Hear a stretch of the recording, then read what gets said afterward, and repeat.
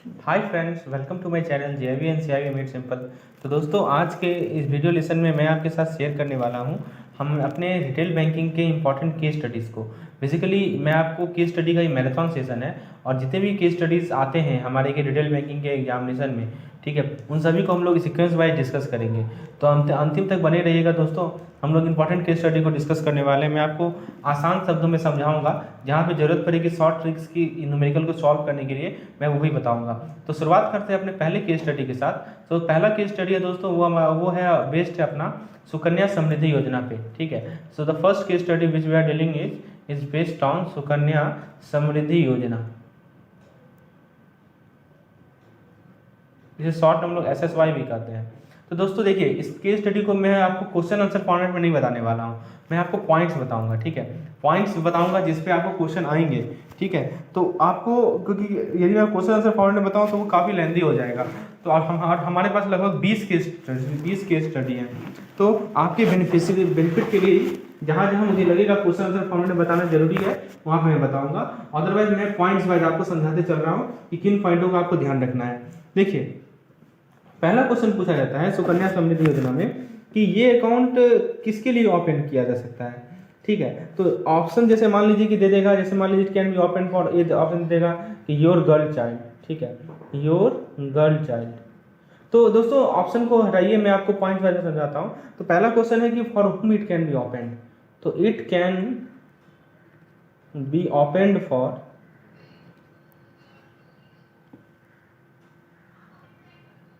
It can be open for, तो मैं आपको बताता हूँ ये किसके लिए आप ओपन कर सकते हो।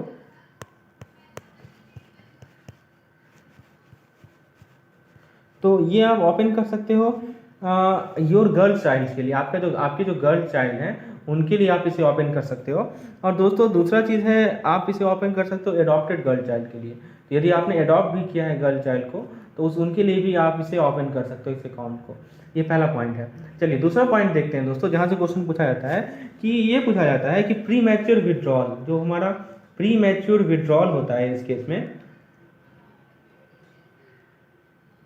प्री मैच्योर विड्रॉल जो होता है 50%, 50% तक का अमाउंट का प्री मैच्योर विड्रॉल जो होता है, वो कितने दिनों के बाद, ठीक है, अकाउंट होल्डर का एज कितना होगा तो हम कर सकते हैं। तो ये कब कर सकते हैं दोस्तों, जब अकाउंट होल्डर जो है वो उसका एज कितना हो जाना चाहिए। तो बताइए कितना हो जाना चाहिए। तो दोस्तों आप यहाँ पे साइड में आप कमेंट कर सकते हैं। तो वो हो जाना चाहिए दोस्तों, अकाउंट होल्डर का जो एज है वो हो जाना चाहिए आपका 18 ईयर्स, ठीक है। तो 18 ईयर्स पे आप प्री मैच्योर विड्रॉल कर सकते हैं। लेकिन किस रिक्वायरमेंट के लिए, रिक्वायरमेंट क्या है दोस्तों, रिक्वायरमेंट भी आपको पता होना चाहिए। तो रिक्वायरमेंट क्या है दोस्तों, रिक्वायरमेंट है मैरिज और हायर एजुकेशन, ठीक है, दोनों रिक्वायरमेंट है, मैरिज के लिए या ऑब्लिक हायर एजुकेशन के लिए, ठीक है। तो ये इस चीज़ को आप ध्यान रखेंगे, ठीक है।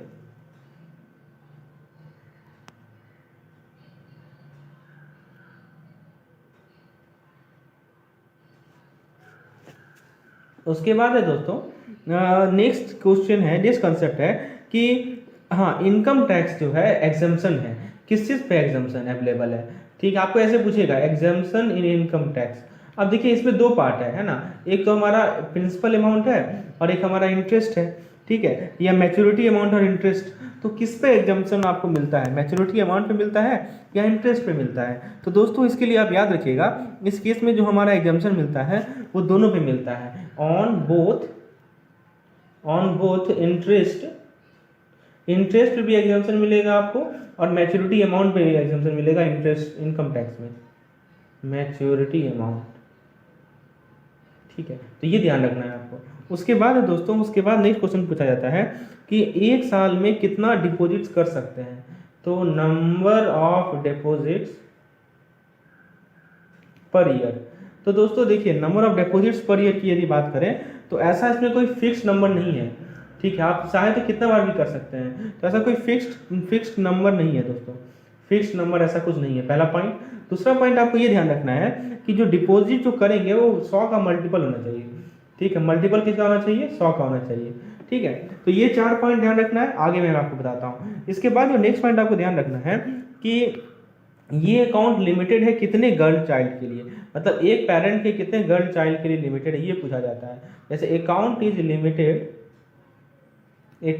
लिमिटेड फॉर, ठीक है। अब बताइए एक गर्ल चिल्ड्रन या दो गर्ल चिल्ड्रन या तीन गर्ल चिल्ड्रन या ऐसा भी, बताइए क्या केस है, क्या कहा गया है इसमें। तो ये आप याद रखेंगे, ये जो अकाउंट है वो दो गर्ल चिल्ड्रन के लिए है, या समझिएगा, या तीन हो सकता है, लेकिन तीन में तीन उसी केस में होगा जब एक ट्विन हो, ठीक है, जुड़वा हो, ठीक है। और फर्स्ट बर्थ सेल्फ, हाँ, तो यह ट्विन हो जाए या पहला बर्थ में ही तीनों का जन्म हो जाए, तो उस केस में तीन भी चलेगा, तो ये ध्यान रखना है, उस केस में तीन भी चलेगा। चलिए उसके बाद मैं आपको और कुछ पॉइंट बता दूँ, ये पांचों पॉइंट आपको क्लियर है। अब मैं इसको रब कर रहा हूँ, आपको मैं कुछ और पॉइंट बता रहा हूँ जिससे केस स्टडी पूछा जा सकता है सुकन्या समृद्धि योजना पे, ठीक है। दोस्तों यदि हम सुकन्या समृद्धि योजना की बात करें तो आपसे ये क्वेश्चन पूछा जाता है कि आफ्टर मैच्योरिटी पीरियड, ठीक है, तो मैच्योरिटी होने के बाद, मतलब जब ये योजना का मैच्योर हो जाएगा, आफ्टर मैच्योरिटी पीरियड, तो आपको जो इंटरेस्ट मिलेगा, इंटरेस्ट रेट क्या होगा, बताइए इंटरेस्ट रेट क्या होगा मैच्योरिटी पीरियड के बाद। तो दोस्तों मैच्योरिटी पीरियड के बाद जो इंटरेस्ट रेट होता है वो होता है हमारा, कोई इंटरेस्ट नहीं होता है, ठीक है, नो इंटरेस्ट। तो मैच्योरिटी तक ही आपको ब्याज मिलेगा, मैच्योरिटी के बाद कोई ब्याज नहीं मिलता है इस पर। अच्छा, अब एक SSAY अकाउंट ओपन करना है, SSY अकाउंट को आपको ओपन करना है, तो क्या क्या डॉक्यूमेंट्स चाहिए, बताइए क्या क्या डॉक्यूमेंट्स चाहिए, कभी कभी क्वेश्चन इस पर भी आता है। तो दोस्तों डॉक्यूमेंट्स की मैं बात यदि करूँ तो डॉक्यूमेंट्स आपको चाहिए, सबसे पहला डॉक्यूमेंट चाहिए कि सर्टिफिकेट चाहिए, किसके सर्टिफिकेट, तो चाइल्ड के बर्थ का certificate, certificate of birth of girl child, ठीक है, तो मतलब गर्ल चाइल्ड का बर्थ हुआ है, इसका सर्टिफिकेट चाहिए। दूसरा आपको क्या चाहिए दोस्तों, प्रूफ ऑफ एड्रेस चाहिए, क्या चाहिए, सॉरी, प्रूफ ऑफ एड्रेस चाहिए, प्रूफ ऑफ एड्रेस चाहिए, किसका, पेरेंट्स और गार्जियन का। ये सब पॉइंट आपको ध्यान रखना है। और तीसरा आपको क्या चाहिए दोस्तों, तीसरा चाहिए proof of identity,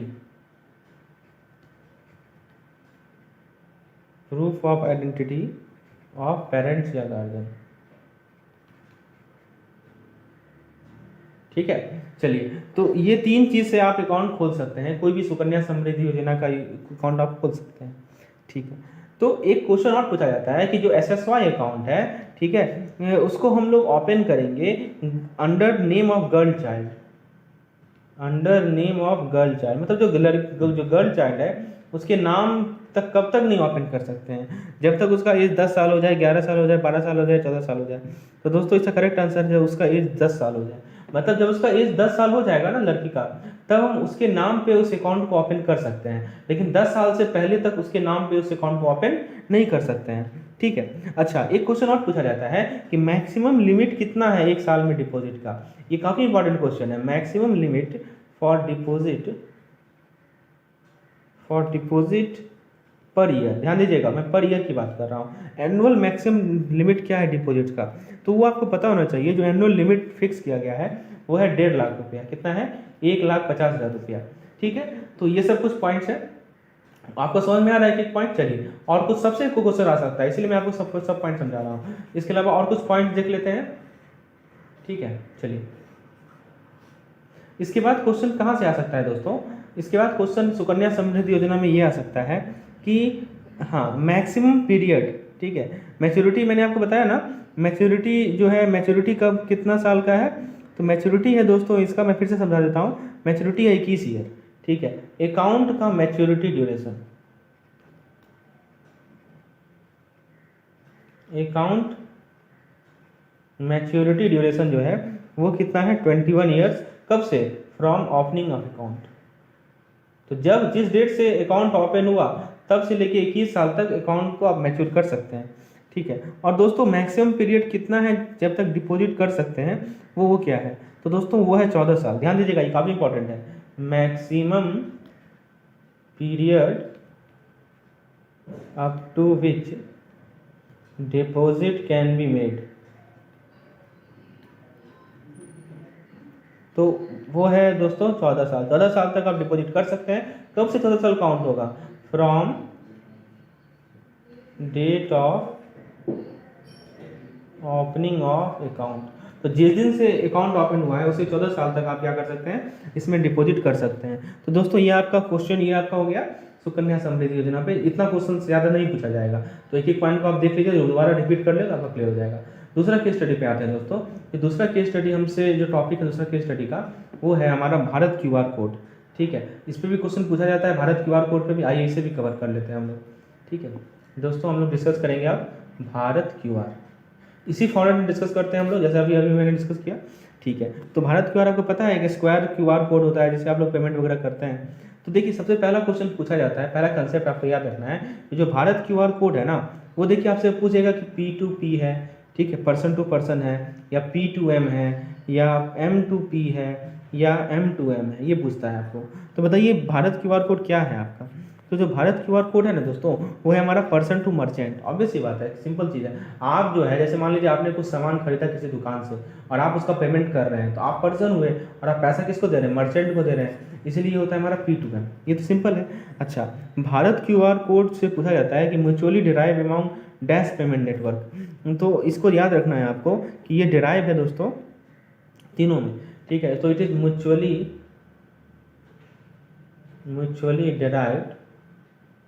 mutually derived amount. तो NPCI, दूसरा है हमारा वीज़ा, और तीसरा है हमारा मास्टर कार्ड। तो तीनों से म्यूचुअली ये डिराइव्ड है। चलिए, इसके बाद तीसरा पॉइंट आपको ध्यान रखना है कि चार्ज क्या है। यदि मान लीजिए पूछे कि आपसे चार्ज कितना लगता है भारत QR कोड को यूज करने के लिए, तो कोई एडिशनल चार्ज नहीं है। ठीक है, नो एडिशनल चार्जेस। ठीक है, नो एडिशनल चार्जेस, कोई चार्जेस नहीं है। ठीक है, ट्रांजेक्शन यदि आप भारत QR कोड से कर रहे हैं तो उसमें कोई एडिशनल चार्जेस नहीं है। अच्छा, ये क्वेश्चन पूछता है क्या मल्टीपल बैंक को सेम ऐप से लिंक कर सकते हैं। ध्यान सुनिए, क्या मल्टीपल बैंक कार्ड को सेम ऐप से लिंक कर सकते हैं। तो दोस्तों इसका आंसर है कि यहाँ आप मल्टीपल कार्ड सेम बैंक का एक सिंगल ऐप से लिंक कर सकते हैं। ध्यान दीजिएगा कि multiple card of same bank can be linked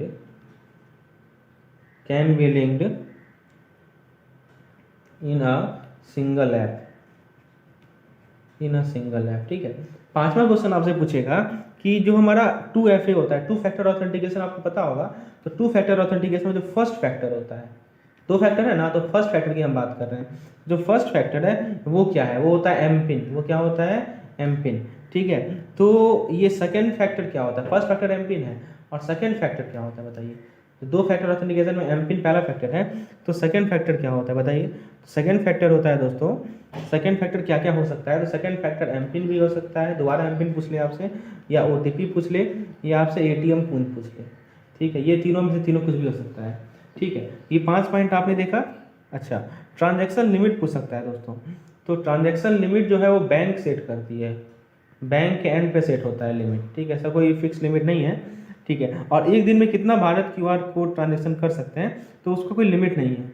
लेकिन आपका डेबिट और क्रेडिट कार्ड पे एक लिमिट सेट होता है, तो उसके बेसिस पे वो निर्भर करता है। ठीक है ना, उसके बेसिस पे वो निर्भर करता है। चलिए, तो ये सब आपको ध्यान रखना है, कुछ पॉइंट्स थे हमारे ये भारत QR कोड से। हम लोग नेक्स्ट केस स्टडी पे आते हैं। उम्मीद है दोस्तों आपको चीज़ें समझ में आ रही होंगी। मैं हर एक पॉइंट को क्लियर करते चल रहा हूँ। तो आपको यदि समझ में आ रहा है तो दोस्तों एक लाइक जरूर कर दीजिएगा इस पार्टिकुलर वीडियो को, और ट्राई कीजिए और भी लोगों तक इस वीडियो को पहुँचाने का, जो लोग रिटेल बैंकिंग का इलेक्टिव लेकर CIB की प्रिपरेशन कर रहे हैं। तो ये निश्चित रूप से उनको भी मददगार साबित होगी। दोस्तों नेक्स्ट केस स्टडी हम लोग डिस्कस करते हैं PMEGP, प्रधानमंत्री एम्प्लॉयमेंट गारंटी फंड। ठीक है, तो PMEGP एम्प्लॉयमेंट गारंटी प्रोग्राम है दोस्तों। तो देखिए PMEGP में कुछ पॉइंट आपको ध्यान रखना है। मैं आपको बता देता हूँ। देखिए एक टेबल में समझा देता हूँ, एक एरिया है। ठीक है, यहाँ पे मैं एक टेबल बना देता हूँ दोस्तों, टेबल से आपको क्लियर हो जाएगा कंसेप्ट।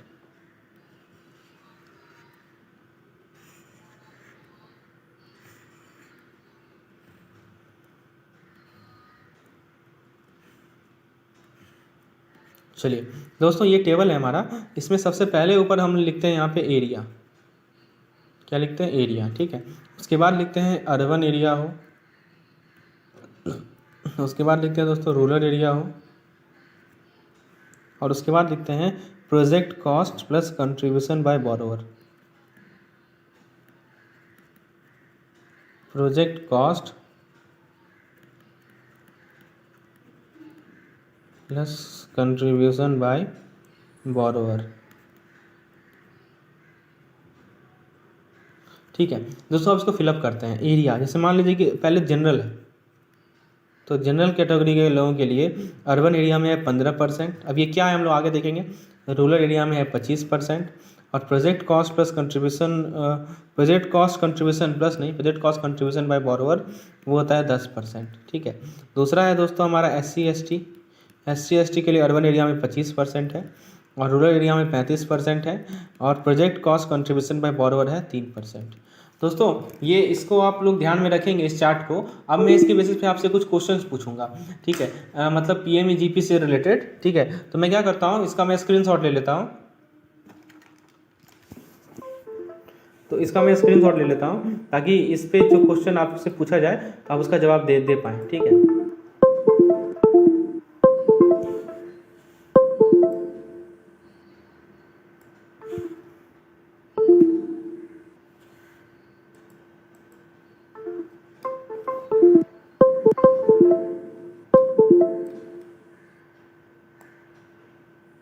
ठीक है, मैंने इसका स्क्रीनशॉट ले लिया है। अब मैं आपको इसको डिलीट करके मैं फिर से इस पर सवाल पूछता हूँ PMEGP पे। देखिए पहला सवाल है हमारा कि लॉक इन पीरियड क्या होता है। जो हमारा PMEGP सब्सिडी है, ठीक है, इसका लॉक इन पीरियड क्या है। तो दोस्तों लॉक इन पीरियड आपको याद रखना है कि इसका लॉक इन पीरियड है 3 ईयर्स। ठीक है, दूसरा सवाल पूछा जाएगा आपसे कि आप यदि इस PMEGP स्कीम के अंदर एलिजिबल होना चाहते हैं तो आपका एज कितना होना चाहिए। तो मतलब एज ऑफ एप्लीकेंट,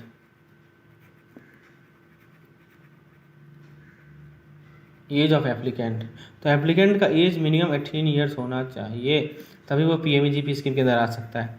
उसके बाद दोस्तों आपसे क्वेश्चन पूछा जाएगा कि एक हमारा ट्रेनिंग होता है दोस्तों इसमें।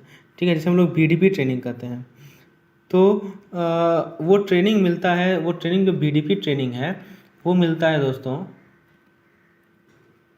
वो कब मिलता है, तो वो मिलता है 12 दिन का, 12 वर्किंग डेज का वो ट्रेनिंग मिलता है, 12 वर्किंग डेज का वो ट्रेनिंग मिलता है दोस्तों। और प्रोजेक्ट कॉस्ट जो है, जो 5 लाख से ज़्यादा का प्रोजेक्ट कॉस्ट है उस केस में, ये कंसेप्ट याद रखिएगा, for project cost more than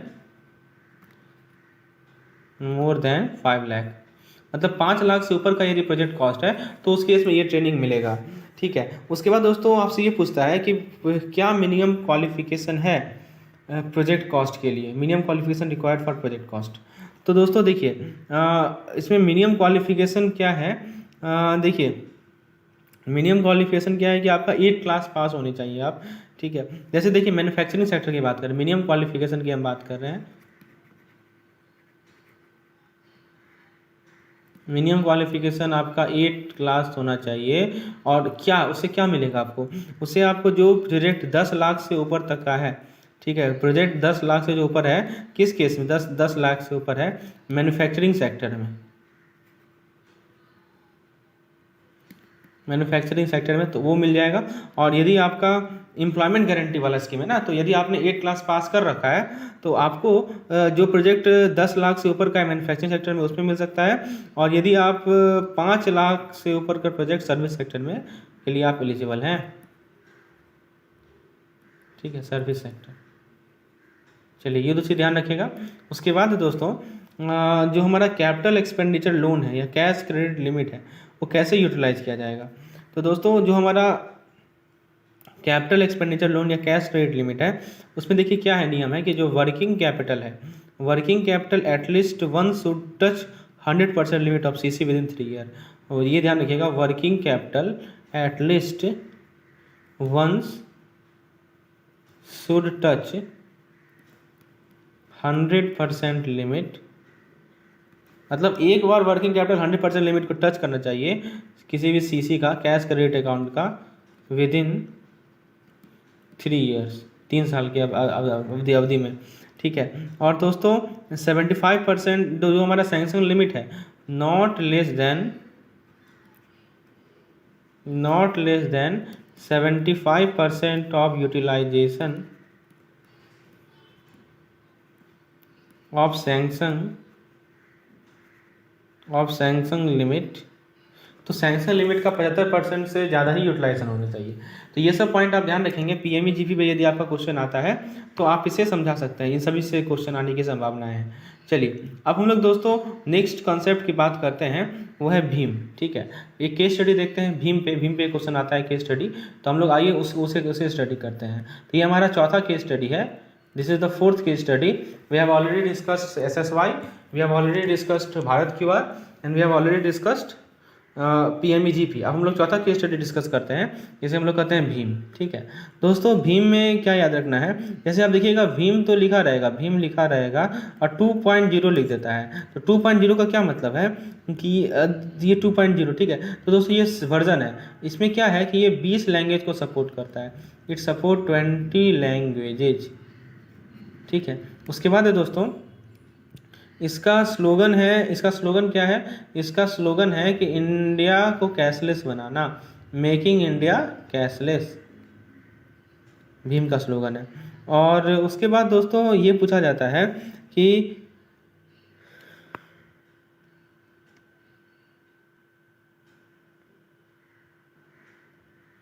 हाँ, तो आप यदि भीम का यूज़ करके, ठीक है, पैसा भेजना चाह रहे हैं तो क्या क्या उसमें ज़रूरत है। तो एक VPA के थ्रू आप भेज सकते हैं, वर्चुअल पेमेंट एड्रेस, या तो आप अकाउंट प्लस IFSC से भेज सकते हैं, इनमें से कोई भी। ठीक है, या तो आप आधार सीडिंग से भेज सकते हैं पैसा। ठीक है, केवल भीम से यदि भेजना है तो ये सब आपके पास ऑप्शन एप्लीकेबल है। लास्ट है QR कोड, जो हमने भारत QR कोड के बारे में बात किया था ना, वही। ठीक है, तो ये सब ऑप्शंस हैं कि आप इनमें से किसी से भी आप पैसा को भेज सकते हैं। अच्छा, एक क्वेश्चन पूछा जाता है कितने लैंग्वेज में आप भीम ऐप को एक्सेस कर सकते हैं। तो 20 लैंग्वेज, मैंने ऊपर ही बताया, सपोर्ट 20 लैंग्वेज। अच्छा, एक क्वेश्चन और पूछा जाएगा कि ये भीम है क्या। तो ये जो भीम है वो क्या है, ये एक UPI बेस्ड पेमेंट इंटरफेस है। UPI बेस्ड पेमेंट इंटरफेस है। अच्छा, इसके बाद दोस्तों ये पूछा जाता है कि क्या भीम सभी ऑपरेटिंग सिस्टम के लिए एप्लीकेबल है। तो मैं आपको कुछ ऑपरेटिंग सिस्टम का नाम बता देता हूँ जहाँ पे भीम को आप यूज़ कर सकते हैं। तो एक तो आपका है एंड्रॉयड, और एंड्रॉयड में भी कौन सा एंड्रॉयड, जो वर्जन इसका 5.0 से एबव है। और दोस्तों iOS, ठीक है, iOS ऑपरेटिंग सिस्टम में आप इसे यूज़ कर सकते हैं। उसके बाद दोस्तों हाँ, यहाँ पे समझिएगा क्या कि कोई आदमी भारत से बाहर है तो क्या वो इसे यूज कर सकता है। तो any person outside India can use Bhim. तो भारत से बाहर भी है तो भी वो भीम को क्या कर सकता है, यूज कर सकता है। ठीक है, अब बताइए चार्ज क्या है इसमें। तो कोई चार्ज नहीं है, नो चार्ज। ठीक है, उसके बाद आपसे पूछा जाएगा कि क्या भीम बिना इंटरनेट का रन कर सकता है। ये मैंने पहले बताया है कि यस, *99*, ठीक है, सॉरी ये नहीं, स्टार ये होता है *99#। ठीक है, इससे क्या होता है कि Bhim can be used without internet. तो इंटरनेट के बिना यदि यूज करना है तो इसका आप यूज कर सकते हैं। अच्छा, अब आपसे ये पूछा जाएगा कि एक ट्रांजैक्शन में मैक्सिमम अमाउंट कितना है। ठीक है, यहाँ देखिएगा, मैक्सिमम अमाउंट पर ट्रांजैक्शन, मैं बात कर रहा हूँ भीम की, तो वो है दोस्तों 40,000 रुपया। कितना है, 40,000 रुपया आपका। हाँ, तो ये देख ये आपका सेंडिंग वाला है, मतलब कितना 40,000 रुपया पर ट्रांजेक्शन आप मैक्सिमम भेज सकते हैं भीम में। अच्छा, रिसीविंग में क्या है, कोई लिमिट है क्या। तो यदि आप पैसा मंगा रहे हैं तो कोई लिमिट नहीं है। ठीक है, आप कितना भी भीम के थ्रू मंगा सकते हैं, लेकिन 40,000 एक ट्रांजेक्शन में आप भेज सकते हैं। तो भीम से यदि केस स्टडी आएगा तो ये सब पॉइंट को आपको ध्यान रखना है। इतना पॉइंट ध्यान रखेंगे तो आपका निश्चित रूप से भीम से रिलेटेड क्वेश्चन को आप सॉल्व कर सकते हैं। चलिए नेक्स्ट हम लोग केस स्टडी पे आते हैं, जहाँ से क्वेश्चन पूछने की संभावनाएं हैं। यूपीआई, ठीक है, हम लोग यूपीआई को डिस्कस करते हैं दोस्तों। यूपीआई से क्वेश्चन आने की संभावना है, यूपीआई पे केस स्टडी आता है, तो यूपीआई पे क्या क्या केस स्टडी आ सकता है। तो दोस्तों यूपीआई पहले है क्या, यूपीआई एक सिस्टम है, ठीक है, जिसमें मल्टीपल बैंक अकाउंट को आप सिंगल मोबाइल एप्लीकेशन में रख सकते हैं, ठीक है, सारे के सारे बैंकिंग फीचर को, फंड को, रूट को आप रख सकते हैं दोस्तों, ठीक है। तो पहले यूपीआई का फुल फॉर्म बता दीजिए। तो यूपीआई का फुल फॉर्म होता है यूनिफाइड पेमेंट इंटरफेस, ठीक है, ये पहला है। दूसरा क्वेश्चन आपसे पूछा जाएगा कि एनपीसीआई ने यूपीआई को लॉन्च किया था, ठीक है, उसमें कितना मेंबर बैंक्स थे। तो एनपीसीआई ने जब लॉन्च किया था यूपीआई को, ठीक है, उसमें 21 मेंबर बैंक थे। कितने मेंबर बैंक थे, तो 21 मेंबर बैंक्स थे, ठीक है। और कब लॉन्च हुआ था, तो 11 अप्रैल 2016 में। किसने लॉन्च किया था, तो किसने लॉन्च किया, तो याद रखिएगा रघुराम राजन, रघुराम राजन उस वक्त के गवर्नर थे, एक्स गवर्नर आरबीआई, ठीक है। उसके बाद दोस्तों नेक्स्ट पॉइंट आपसे पूछा जाएगा कि हाँ, बैंक्स जो हैं, जितने भी बैंक्स हैं, उन्होंने अपना खुद का UPI based app, UPI enabled app कब से शुरुआत किया, प्ले स्टोर पे डालने का। तो जो गूगल प्ले स्टोर है, जहाँ से हम लोग अपने ऐप को डाउनलोड करते हैं, वो कब से शुरुआत हुआ था डालना, तो वो याद रखिएगा 25 अगस्त 2016 के बाद से, ठीक है। अच्छा, उसके बाद दोस्तों पूछा जाता है क्वेश्चन कि यूपीआई को आप हर एक प्लेटफॉर्म पे एक्सेस कर सकते हैं, चाहे एंड्रॉयड हो, आईओएस हो, ठीक है। तो हाँ, तो ये आपको पता ही है। अच्छा दोस्तों, एक एनपीसीआई ने नया यूपीआई लाया, यूपीआई 2.0, ठीक है। तो देखिए इस 2.0 का मैं समझाऊंगा मतलब। तो एनपीसीआई ने क्या किया कि नया वर्जन लाया जिसे कहते हैं यूपीआई 2.0। क्यों लाया यूपीआई 2.0, तो इसमें ऑटो पे की फैसिलिटी है। इसकी फैसिलिटी है, ऑटो पे की फैसिलिटी है। और ऑटो पे मतलब कि रेकरिंग डिपॉजिट, रेकरिंग पेमेंट आप कर सकते हैं इस 2.0 से, ठीक है। उसके बाद दोस्तों आपको ये याद रखना है कि यूपीआई में एक पर्सनल आइडेंटिफिकेशन नंबर होता है। यूपीआई क्या यूज़ करता है, पर्सनल आइडेंटिफिकेशन नंबर, इसे पिन कहते हैं। ये जो पिन होता है ना, ये 4 से 6 डिजिट का होता है। आपने ये यूज़ तो करते ही होंगे यूपीआई, तो देखते हो ना, जो पिन होता है वो 4 से 6 डिजिट का होता है, पास कोड होता है। अच्छा, मैक्सिमम लिमिट यूपीआई का कितना है दोस्तों, शायद ये 2 लाख बढ़ा के किया गया है। एक बार आप कंफर्म होकर बताइए, क्योंकि पहले तो था 1 लाख, लेकिन अभी रिसेंट आप देखेंगे तो 2 लाख किया हुआ है, ठीक है। तो लिमिट जो है वो है 1 लाख, वो 2 लाख है, ठीक है। तो दोस्तों ये यूपीआई से रिलेटेड केस स्टडी यहाँ से बन सकते हैं, इन सभी पॉइंट को ध्यान रखिएगा। नेक्स्ट केस स्टडी जहाँ से बन सकता है दोस्तों, वो मैं आपको बता रहा हूँ। वो बन सकता है दोस्तों आपका व्हीकल लोन से, ठीक है। आइए दोस्तों हम लोग 6वां केस स्टडी डिस्कस करते हैं व्हीकल लोन से, ठीक है। समझिएगा, मैं आपको क्वेश्चन पहले समझाता हूँ। क्वेश्चन क्या है कि मिस्टर जॉन है, उन्होंने अप्लाई किया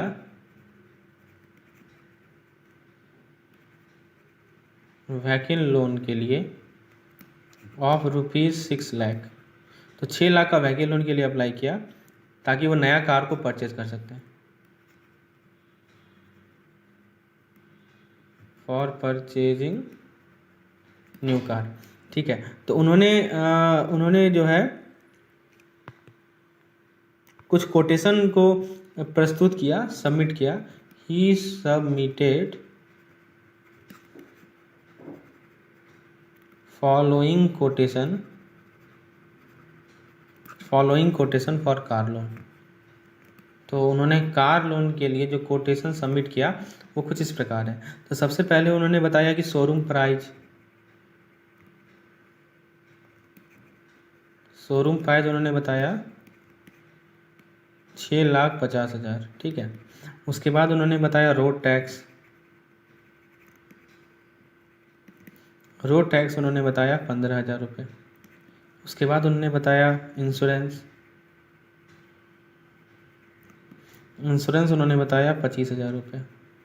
ठीक है, और उसके बाद मार्जिन जो है वो है 15%, और मैक्सिमम रीपेमेंट पीरियड है दोस्तों 7 ईयर्स। तो ये डाटा है दोस्तों, इसे स्क्रीनशॉट ले लेते हैं क्योंकि बार बार इसी कंसेप्ट का यहाँ पे यूज होगा। ठीक है दोस्तों, तो इस कंसेप्ट का यूज होगा, इसलिए हम लोग क्या करते हैं, इसका एक स्क्रीनशॉट ले लेते हैं और फिर हम लोग इसके बेसिस पे क्वेश्चंस को देखते हैं। आइए, मैंने स्क्रीनशॉट ले लिया। Now let us see some questions which is based on this. तो दोस्तों पहला क्वेश्चन आपसे पूछा जाएगा कि आपको ये बताना है कि कितना व्हीकल लोन सैंक्शन किया जा सकता है। How much vehicle loan can be sanction. ठीक है, तो बताइए सैंक्शन कर कितना व्हीकल लोन आप सैंक्शन कर सकते हैं दोस्तों। तो दोस्तों देखिए, मैं फिर से लिखता हूँ जो डाटा हमने कैप्चर किया है। शोरूम प्राइस कितना है, 6,50,000। मैं फिर से लिखता हूँ, शोरूम प्राइस है 6,50,000। ठीक है, उसके बाद दोस्तों रोड टैक्स कितना है, रोड टैक्स है हमारा 15,000। उसके बाद दोस्तों इंश्योरेंस कितना है, इंश्योरेंस है दोस्तों हमारा 25,000। ठीक है, अब आप क्या कीजिए, इन सभी को ऐड कर दीजिए। तो टोटल कॉस्ट कितना आपका लग रहा है बताइए। टोटल कॉस्ट लग रहा है 6,90,000। ठीक है, अब दोस्तों सिंपल सी बात है, जो एलिजिबल लोन है आपको मार्जिन कितना का देना है, मार्जिन देना है कितना का, 15% का। तो जो 6,90,000 है उसमें से आप क्या करेंगे, 15% घटा देंगे, है ना। 15% घटा देंगे किसका, तो 6,90,000 का ही तो होगा। यानी कुल मिलाकर आपको 85% निकाल लेना है 6,90,000 का। समझ में आ रहा है। तो ये कितना मिलेगा हमें, ये मिलेगा आपको 5,86,000 5,86,500 रुपीज़। तो ये आपका एलिजिबल लोन है, काफ़ी सिंपल था। ठीक है, हाँ, तो देखिए वैसे मार्जिन जो है 10% होता है न्यू व्हीकल के लिए, और ओल्ड व्हीकल के लिए होता है, यूज्ड व्हीकल के लिए होता है 20 से 30%। ठीक है, तो ये आपका पहला क्वेश्चन था। चलिए, आपने व्हीकल लोन कितना सैंक्शन किया वो निकाल लिया। दूसरा क्वेश्चन आपसे पूछ सकता है, यदि रेट ऑफ इंटरेस्ट जो है, यदि रेट ऑफ इंटरेस्ट जो है 12% है कार लोन पे। ठीक है, आपको ये बताना है calculate the EMI, calculate the EMI which mister John need to pay. तो कितना EMI पे करना पड़ेगा उन्हें बताइए। तो दोस्तों EMI उन्हें कितना पे करना पड़ेगा यदि आपको ये निकालना है, तो लोन अमाउंट कितना है आपका, लोन अमाउंट है दोस्तों 5,86,500। रेट ऑफ इंटरेस्ट जो दिया हुआ है वो दिया हुआ है कितना, 12%। अच्छा, ये 12% जो दिया हुआ है ना दोस्तों,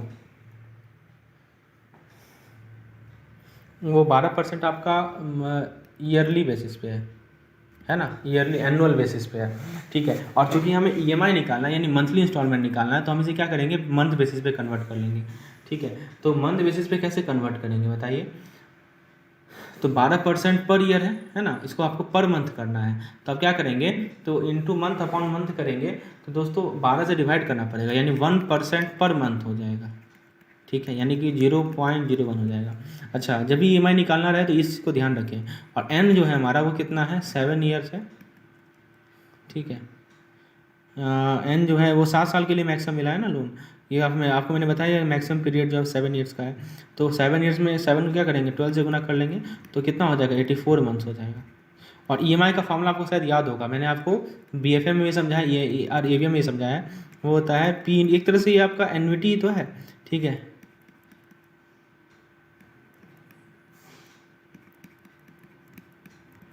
ये होता है हमारा EMI का फॉर्मूला। चलिए पुट करते हैं। P कितना हो गया मेरा, 586,500। ठीक है, 1 + 0.01 whole to the power 18, whole to the power कितना हो जाएगा, 84। ये हो जाएगा 1.01 टू द पावर 84 माइनस 1। ठीक है, तो इसे आप यदि सॉल्व करेंगे तो ये मिल जाएगा 586,500 इंटू 2.306 अपॉन 2.306 माइनस 1। सिंप्लीफाई कीजिए तो ये आपको कितना मिलेगा बताइए। ये मिल जाएगा 10,355 रुपया का EMI आपको देना पड़ेगा। ठीक है, इस पार्टिकुलर लोन के लिए। चलिए, तो ये दूसरा क्वेश्चन था। तीसरा क्वेश्चन पे आते हैं हम लोग। देखिए, थर्ड क्वेश्चन जो इस पार्टिकुलर व्हीकल लोन से आपसे पूछा जाएगा वो मैं आपको बताता हूँ। थर्ड क्वेश्चन आपसे ये पूछा जाएगा, आप ये बताइए कि कौन सा चार्ज एप्लीकेबल है इस पार्टिकुलर व्हीकल लोन पे, उसका नाम क्या है, उस चार्ज को क्या कहते हैं। तो दोस्तों उसको हम लोग कहते हैं हाइपोथिकेशन। क्या कहते हैं? हाइपोथिकेशन। आपने पढ़ा होगा GIB में। ठीक है, हाइपोथिकेशन। अच्छा, अब देखिए, मान लीजिए क्वेश्चन कर रहा है if this car loan has floating rate of interest. पहले केस में तो फिक्स रेट ऑफ इंटरेस्ट था, have floating rate of interest and mister John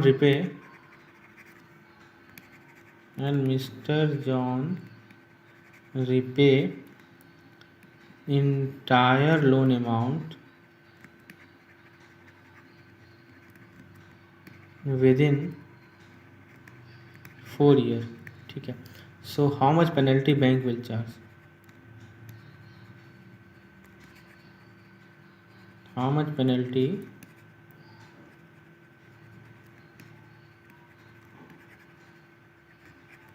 तो दोस्तों ध्यान रखिएगा, यदि फ्लोटिंग रेट ऑफ इंटरेस्ट है और मिस्टर जॉन ने सारा लोन अमाउंट को प्रीपे कर दिया 4 साल से पहले, तो कोई पेनल्टी चार्ज नहीं होगा, नो पेनल्टी चार्ज। तो ये एज़ पर RBI गाइडलाइंस है। ठीक है, तो नो पेनल्टी चार्ज होता है यदि उसने 4 साल से पहले क्या कर दिया, अपना लोन को पेमेंट कर दिया। अच्छा दोस्तों, एक और पॉइंट है कि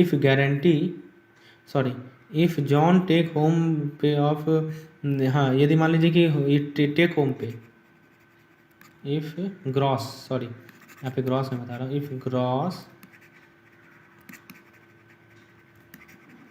टेक होम पे of mister John is ₹2.2 lakh. ठीक है, सो हाउ मच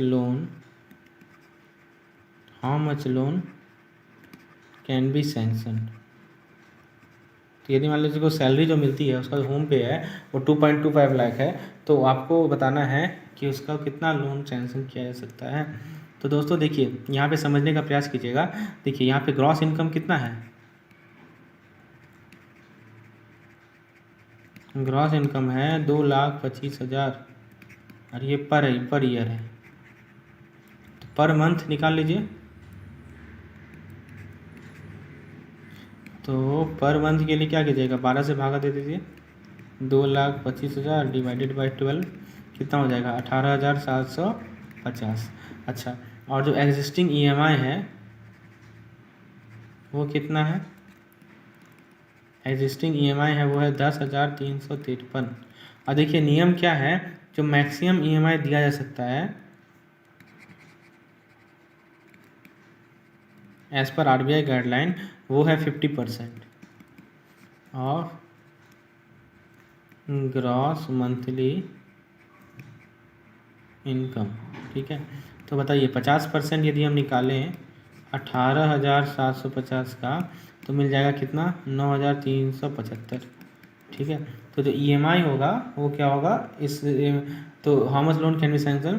तो दोस्तों ये पूरा सैंक्शन आप कर सकते हैं। ठीक है, क्योंकि EMI जो है उसका मारा है इससे 5 लाख, मैक्सिमम EMI जो दिया सकता है वो कितना है, 9,375। तो ठीक है, आप देखिए 9,375 है, तो एग्जिस्टिंग जो आपका EMI जो होगा वो क्या हो जाएगा, लेस हो जाएगा ना, 5,586,500 से, है ना, इससे लेस हो जाएगा। ठीक है, चलिए, तो ये था हमारा व्हीकल लोन पे केस स्टडी। ये हमारा 6 नंबर केस स्टडी था। आइए हम लोग 7 नंबर केस स्टडी को करते हैं।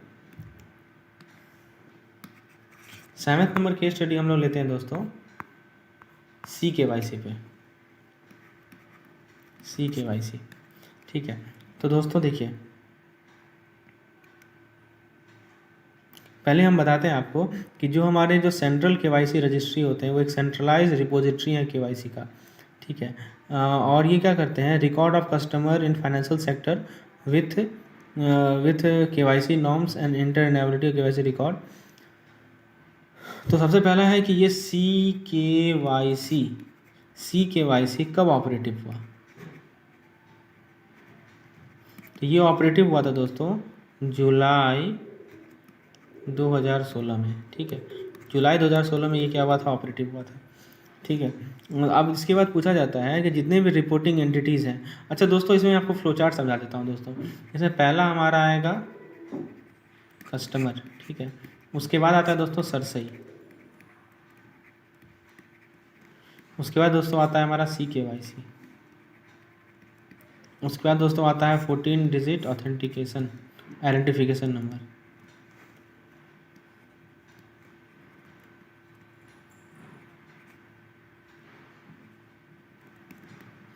और उसके बाद 4 पार्ट है इसका। पहला है बैंक, दूसरा है म्यूचुअल फंड, तीसरा है इंश्योरेंस और चौथा है पेंशन, ठीक है। तो आप देखिए ये चार्ट को याद रखिएगा, इसका यूज होगा इस पार्टिकुलर क्वेश्चन में।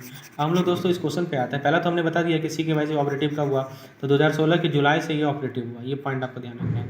उसके बाद जो नेक्स्ट क्वेश्चन पूछा जाता है कि जितने भी रिपोर्टिंग एंटिटीज़ हैं बैंक्स को इंक्लूड करके, उन्हें KYC का रिकॉर्ड ई कॉपी फाइल कब से करना है, ध्यान रखिएगा। All reporting entities to file e-copy of KYC record within, जो टाइम दिया गया वो है 3 डेज, 3 दिनों के अंदर जो है सभी को ई-कॉपी को फाइल करना है, ठीक है। और दोस्तों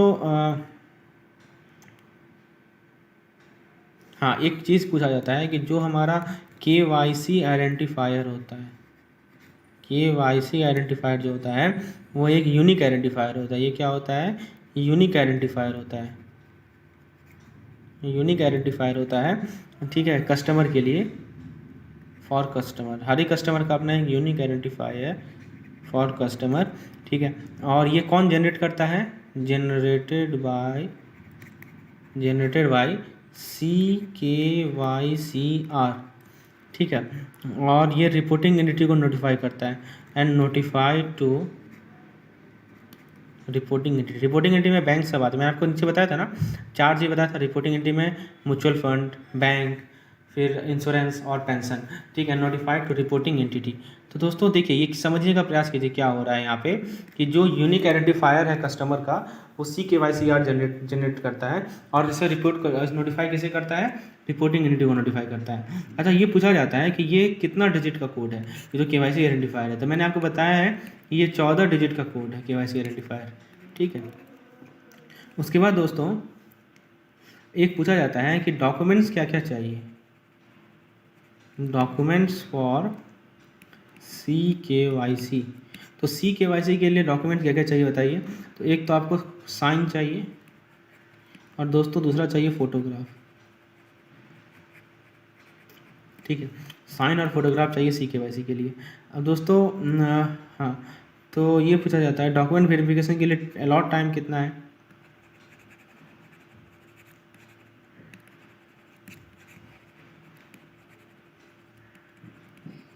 टोटल अलॉट टाइम कितना है, तो वो है हमारा 7 days, 7 working days, 7 working days. इसके अलावा क्या पूछा जा सकता है आपको इस टॉपिक से, मैं बताता हूँ आपको। इसके अलावा पूछा जा सकता है कि किसी भी डिजिटल सिग्नेचर में, हाँ तो उसके बाद ये पूछा जा सकता है कि क्या it is there any need to update KYC every 6 month as required financial entity. तो दोस्तों इसमें क्या है कि हाँ तो 6 महीना में, चलिए वो उतना इंपॉर्टेंट नहीं है। तो CKYC में इतना पॉइंट ध्यान रखिएगा जो भी मैंने आपको बताया, ठीक है। ये हमारा 7वां केस स्टडी था। हम लोग नेक्स्ट केस स्टडी आते हैं जो कि अपना बेस्ड है क्रेडिट कार्ड पे, ठीक है। नेक्स्ट केस स्टडी हम लोग डिस्कस करते हैं, क्रेडिट कार्ड का केस स्टडी है, ये हमारा 7 नंबर केस स्टडी है, चलिए तो दोस्तों इस केस स्टडी को हम पहले क्वेश्चन देखते हैं। मैं पहले क्वेश्चन से आपको फिर कॉन्सेप्ट समझाऊंगा। मैंने ऑलरेडी केस स्टडी डाल रखा है क्रेडिट कार्ड पे, लेकिन फिर से इस क्वेश्चन को देखते हैं। तो क्वेश्चन है mister Abhi has a credit card, question समझिएगा, has a credit card of ABC bank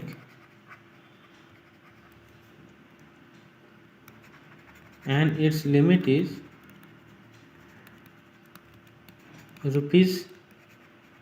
₹5 lakh. ठीक है, उसके बाद बिलिंग डेट दिया हुआ है। बिलिंग, हर एक क्रेडिट कार्ड अपना बिलिंग डेट होता है। Billing date of credit card is 10th ऑफ एवरी मंथ, मतलब हर एक महीना का 10वां तारीख को क्या है, बिलिंग डेट है। And maximum interest free period होता है ना, interest free period, maximum interest free period जो है वो है 20 डेज, तो 20 दिन तक इंटरेस्ट फ्री पीरियड है। रेट ऑफ इंटरेस्ट जो दिया हुआ है, रेट ऑफ इंटरेस्ट दिया हुआ है 4% पर मंथ, ध्यान दीजिएगा 4% जो दिया हुआ है वो पर मंथ है आफ्टर ड्यू डेट, तो ड्यू डेट के बाद 4% पर मंथ, यानी 16% पर ईयर हो जाएगा। सॉरी 12 से गुना कीजिएगा तो 48%, टीजर रेट जिसे बोलते हैं, आफ्टर ड्यू डेट। ठीक है, अब चलिए, तो ये हमारा क्वेश्चन है, ये क्या है हमारा क्वेश्चन। अब पहला क्वेश्चन इसे पढ़िए, पहला क्वेश्चन इसका पार्ट क्या कर रहा है। पहला क्वेश्चन कर रहा है कि मिस्टर अभी, ठीक है, अबाउट कोई प्रोडक्ट वो खरीदा ऑनलाइन उसने खरीदा कोई प्रोडक्ट, जिसका वैल्यू था हैविंग वैल्यू ऑफ ₹3 लाख, तो 3 लाख उसका वैल्यू था। तो उसने क्रेडिट कार्ड को कब खरीदा, यूजिंग क्रेडिट कार्ड ऑन 9 जून 2021। ठीक है, आफ्टर 25 डेज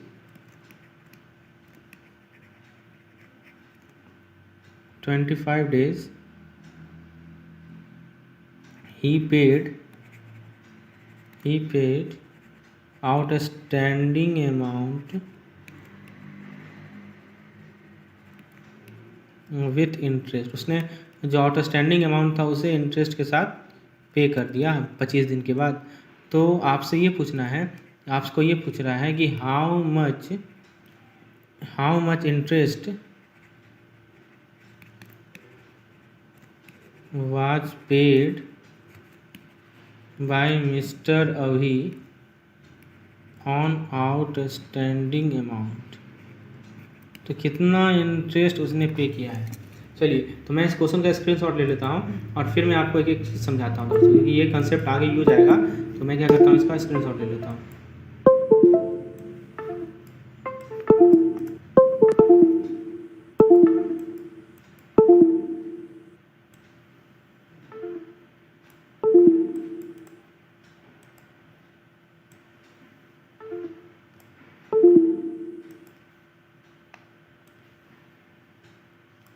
चलिए, मैंने स्क्रीनशॉट ले लिया। अब हम लोग एक पहला क्वेश्चन को सॉल्व करते हैं। क्वेश्चन समझ में आया आपको? क्वेश्चन क्या कर रहा है कि उसका क्रेडिट कार्ड का लिमिट है 5 लाख का, बिलिंग डेट है हर एक महीना का 10वां तारीख को, और मैक्सिमम इंटरेस्ट फ्री पीरियड है 20 दिन, रेट ऑफ इंटरेस्ट 4% दिया हुआ है ड्यू डेट के बाद। उसने क्या किया कि 3 लाख रुपये का कुछ सामान मंगाया और क्रेडिट कार्ड को यूज किया था 9 जून 2021 को। 25 दिन के बाद उसने आउटस्टैंडिंग अमाउंट इंटरेस्ट के साथ पे कर दिया। तो कितना इंटरेस्ट उसने पे किया, चलिए इसके सॉल्व करते हैं दोस्तों। तो दोस्तों देखिए, सबसे पहला क्या है कि बिलिंग डेट क्या है। तो बिलिंग डेट जो होगा हमारा वो 10वां तारीख है, तो वो कब होगा, 10 जून को होगा। ठीक है, ड्यू डेट कब होगा बिल का, तो 25 मैंने बताया ना उसका, देखिए पढ़िए यहाँ पे लिखा हुआ है ना कि जो उसका ये है बिलिंग डेट है 10 है और मैक्सिमम इंटरेस्ट फ्री पीरियड है 20 दिन। तो इंटरेस्ट 20 दिन तक उसे इंटरेस्ट नहीं देना पड़ेगा। तो उसमें मैक्स ड्यू डेट कैसे निकालेंगे बिल का? तो जो बिलिंग डेट है वो ले लीजिए आप, उसमें आप क्या जोड़ दीजिए, उसमें आप मैक्सिमम फ्री पीरियड को जोड़ दीजिए, सॉरी इंटरेस्ट फ्री पीरियड को, तो not maximum, interest free period को जोड़ दीजिए। तो बिलिंग डेट कब है? 10 जून है और इसमें आप 20 दिन जोड़ दीजिए। तो इसमें आप कब पहुंच जाएंगे? आप 30 जून को पहुंच जाएंगे ना, 30 जून 2020। ठीक है। उसके बाद दोस्तों आउटस्टैंडिंग उसने कब पे किया?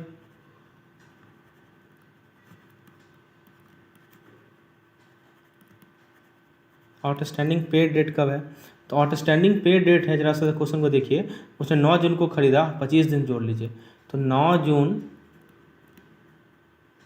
और प्लस 25 डेज, ये 4 जुलाई आ जाएगा।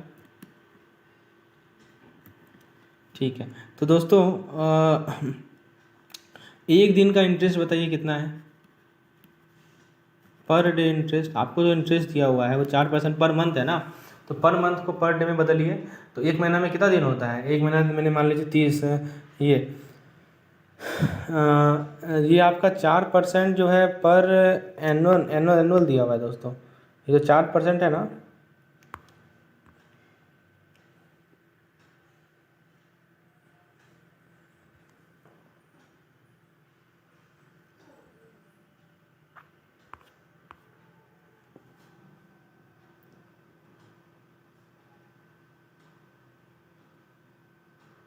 ठीक है, देखिए इसको समझिए कैसे निकालते हैं पर डे इंटरेस्ट। मैं आपको ट्रिक बताता हूँ, यहाँ पे थोड़ा सा दिक्कत हो सकती है। तो आपको इंटरेस्ट जो दिया हुआ है, समझिए इंटरेस्ट पर मंथ दिया हुआ है ना, ठीक है, ये दिया हुआ है। अच्छा, अब आप ये बताइए इंटरेस्ट पर मंथ को आप ऐसे लिख सकते हैं क्या? समझिएगा, interest per day into day upon month, ऐसा लिख सकते हैं, बिल्कुल लिख सकते हैं। तो ये हम गेस कैलकुलेशन है। और इंटरेस्ट पर डे, सॉरी, हमें इंटरेस्ट पर डे इंटरेस्ट निकालना है ना, यहाँ पे गड़बड़ है, एक मिनट रुकिएगा जरा सा, सॉरी यहाँ पे एक मिस्टेक है, इसको मैं डिलीट कर रहा हूँ। ये एक कैलकुलेशन तरीका है जिससे आप कभी कंफ्यूज नहीं होंगे कि कहाँ डिवाइड करना है, कहाँ मल्टीप्लाई करना है। आपको क्या निकालना है? पर डे इंटरेस्ट निकालना है ना, यानी कि आपको ये निकालना है इंटरेस्ट पर डे। और आपको दिया क्या हुआ है? आपको दिया हुआ है इंटरेस्ट पर मंथ। तो क्या कीजिए, इंटू मंथ कर दीजिए और बाय डे कर दीजिए, तो ये अपने आप अपना कैंसिल हो जाएगा, तो ये आपको निकल जाएगा। अब इंटरेस्ट पर मंथ कितना दिया हुआ है? ये आपको दिया हुआ है 0.04, 4% दिया हुआ है ना। अब बताइए एक साल में कितना महीना होता है? 12 महीना होता है। और एक साल में कितना दिन होता है? 365 दिन होता है। तो ये आपका कैलकुलेशन हो जाएगा। तो इसको यदि आप सॉल्व करेंगे तो ये मिल जाएगा 0.0015। इसको समझने का प्रयास कीजिएगा ये कैसे आया है। ठीक है, तो आपका बताइए ये पर डे का इंटरेस्ट मिला इतना परसेंट, तो डेली इंटरेस्ट कितना हो जाएगा बताइए? ये इंटरेस्ट किस पे लगेगा? तो ये इंटरेस्ट लगेगा प्रिंसिपल पे ना, जितना का उसने ट्रांजेक्शन किया, 3 लाख का ट्रांजेक्शन किया है, तो 0.0015 इंटू 3 लाख। ठीक है, तो ये आपको मिल जाएगा, सॉरी परसेंटेज नहीं है, केवल वैल्यू है, इसको वैल्यू निकालिएगा तो 390 रुपया मिलेगा डेली का इंटरेस्ट उसका। तो उसने कितना इंटरेस्ट पे किया बताइए? इंटरेस्ट उसने कितना पे किया, मतलब उसका ड्यू डेट था 30 जून और 4 जुलाई को उसने पे किया, तो 1 2 3 4 दिन का किया होगा उसने इंटरेस्ट पे। ठीक है तो जो इंटरेस्ट उसने पे किया वो कितना हो जाएगा अपना?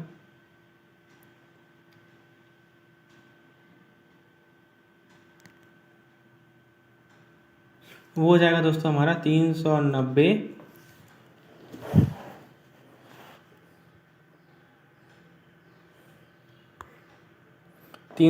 Into 25 days. ठीक है, तो ये हो जाएगा हमारा रुपीज़ में 9750 रुपीज़। ठीक है, तो इस प्रकार से हम लोगों ने इंटरेस्ट पेड निकाल लिया। नेक्स्ट क्वेश्चन मान लीजिए इसमें पूछा गया है क्वेश्चन नंबर 2। ठीक है, उसने क्या किया, मिस्टर अभी ने क्या किया, उसने प्रोडक्ट खरीदा, bought product in a mall with a value of rupees 5 lakh using credit card using credit card on 12 जुलाई 2020। तो 20 जुलाई 2020 को उसने खरीदा। After 30 days paid the outstanding amount after 30 days he paid the outstanding amount with interest। ठीक है, तो आपको बताना है कि कितना इंटरेस्ट उसने पे किया। How much interest. आइए इसे सॉल्व करते हैं दोस्तों। सेम पिछला वाला क्वेश्चन ही है। तो बिलिंग डेट कब है दोस्तों, समझने का प्रयास कीजिए। इसका बिलिंग डेट है हमारा 12 जुलाई है, तो 10 अगस्त को होगा, मतलब 10 अगस्त इसका बिलिंग डेट है, 10 अगस्त 2020। ड्यू डेट ड्यू डेट कब होगा, तो इंटरेस्ट फ्री पीरियड जोड़ लीजिए। तो 10th plus 25 days, sorry interest free period कितना था, देखिए इंटरेस्ट फ्री पीरियड था 20 दिन, सॉरी 25 नहीं होगा, 20 दिन होगा, 20 डेज। तो आपको मिल जाएगा 30 अगस्त। चलिए ये जो आपका ड्यू डेट है। आउटस्टैंडिंग पेड डेट, तो उसने आउटस्टैंडिंग कब पे किया, तो 12th प्लस 30 डेज। ठीक है, तो ये हो जाएगा 12 अगस्त। ठीक है, तो उस ये हो जाएगा हमारा कितना, 12 अगस्त।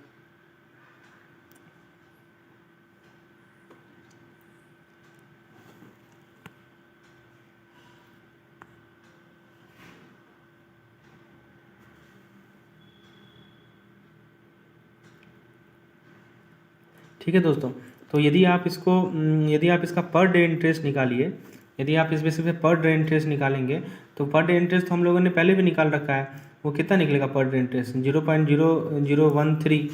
ठीक है, और 0.0013 को यदि आप उसका प्रिंसिपल वैल्यू निकालेंगे तो मिलेगा आपको कितना, 650।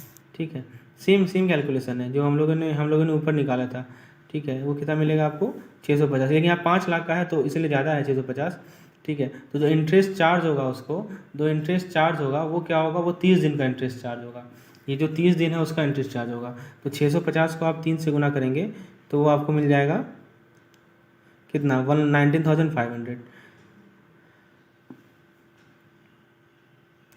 ठीक है दोस्तों, तो ये हमारा है कैलकुलेशन। क्योंकि यहाँ पे ड्यू डेट जो है उसका है 30 अगस्त, और उसने 12 अगस्त को ही पूरा का पूरा पेमेंट कर दिया, तो इंटरेस्ट उसका चार्ज नहीं होगा। ठीक है, इस क्वेश्चन में कोई भी इंटरेस्ट नहीं पे करना पड़ेगा।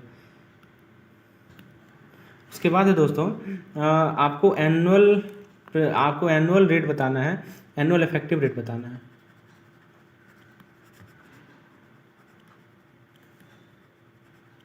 एनुअल इफेक्टिव रेट क्या होगा इस केस में, तो दोस्तों एनुअल इफेक्टिव रेट के लिए आपको रेट ऑफ इंटरेस्ट कितना दिया हुआ है, रेट ऑफ इंटरेस्ट दिया हुआ है 4% पर मंथ, ये दिया हुआ है ना। तो इसको आप क्या करेंगे, इसको आप ईयरली निकाल देंगे, तो 4 × 12 करेंगे तो कितना हो जाएगा, 48% पर ईयर हो जाएगा। तो एनुअल जो इफेक्टिव रेट होता है उसका फॉर्मूला आपको पता है, 1+r⁴ -1 × 100, यही होता है ना। ठीक है, r की जगह क्या लिखेंगे, 0.04, n की जगह क्या लिखेंगे, 12 -1 × 100। तो ये आपको मिल जाएगा 1.601 -1 × 100, तो मिल जाएगा 60.1%। ये क्या मिला, हमारा एनुअल इफेक्टिव रेट मिला। ठीक है, चलिए उसके बाद हम लोग नेक्स्ट क्वेश्चन देखते हैं इसी पार्टिकुलर केस स्टडी का।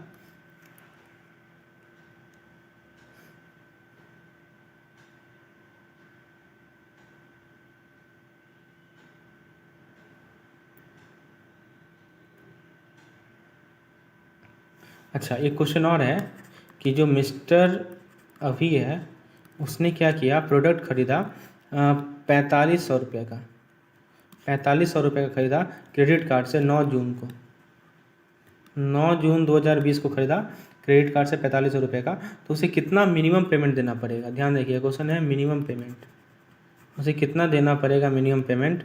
ठीक है, बिफोर ड्यू डेट से पहले उसे मिनिमम पेमेंट कितना देना पड़ेगा टू अवॉइड पेनल्टी।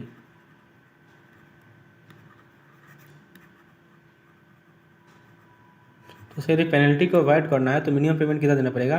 तो MAD होता है 5%, ठीक है, 5% ऑफ 4500, तो 4500 का 5% निकालेगा तो 235 आएगा, ठीक है। तो मिनिमम पेमेंट जो है वो आपको पता है ना कि 250 रुपया होता है, ठीक है। मैंने आपको MAD का मतलब बताया था कि जो मिनिमम होगा तो 250 होगा, ठीक है। 5% इससे भी कम आ रहा है तो मिनिमम पेमेंट जो होगा वो कितना होगा ₹250, ठीक है, मैक्सिमम अमाउंट ऑफ वैल्यू। तो ये मिनिमम पेमेंट है जो कि उसे देना पड़ेगा बिफोर ड्यू डेट, ताकि वो पेनल्टी को अवॉइड करे, ठीक है। अब देखिए नेक्स्ट क्वेश्चन पे पूछा जाएगा इसी केस स्टडी में कि उसने खरीदा, वैल्यू है 200 रुपये का, उसने 200 रुपये का सामान खरीदा क्रेडिट कार्ड से, और आपको मिनिमम पेमेंट कितना देना पड़ेगा before due date to avoid penalty. तो आउटस्टैंडिंग अमाउंट देखिए यहाँ पे याद रखिएगा कि यदि आउटस्टैंडिंग अमाउंट जो है बिलो आपका 250 है, ठीक है। तो आउटस्टैंडिंग अमाउंट जो है वो बिलो 250 है, तो वहाँ पे आपका क्या है कि उसको पूरा का पूरा अमाउंट देना पड़ेगा। तो उसको pay entire amount before due date, ठीक है, बिफोर ड्यू डेट। तो entire amount before due date कितना होगा तो 200 रुपया, ठीक है। तो एक ये केस है, MAD होता है ना मिनिमम अमाउंट ड्यू, जिसको MAD कहते हैं। तो MAD में 2-3 केस याद रखिए। MAD में क्या है कि पेनल्टी को अवॉइड करने के लिए उसे कुछ पैसा देना पड़ता है बिफोर ड्यू डेट, तो वो होता है हमारा 5% ऑफ आउटस्टैंडिंग अमाउंट, ठीक है, या तो 250 रुपया, जो भी ज़्यादा हो वो देना पड़ता है। जैसे इसे पहले क्वेश्चन में हमने देखा कि 250 रुपया ज़्यादा, 250 रुपया ज़्यादा हो रहा था, इसलिए हम लोगों ने उसका आंसर क्या लिया था 250 रुपया लिया था। तो ये चीज़ आपको क्लियर हो गई, ठीक है। तो ये केस स्टडी आता है दोस्तों आपका क्रेडिट कार्ड पे। हम लोगों ने 8 नंबर क्रेडिट कार्ड पे केस स्टडी को डिस्कस किया। अब हम लोग नेक्स्ट केस स्टडी को डिस्कस करते हैं दोस्तों,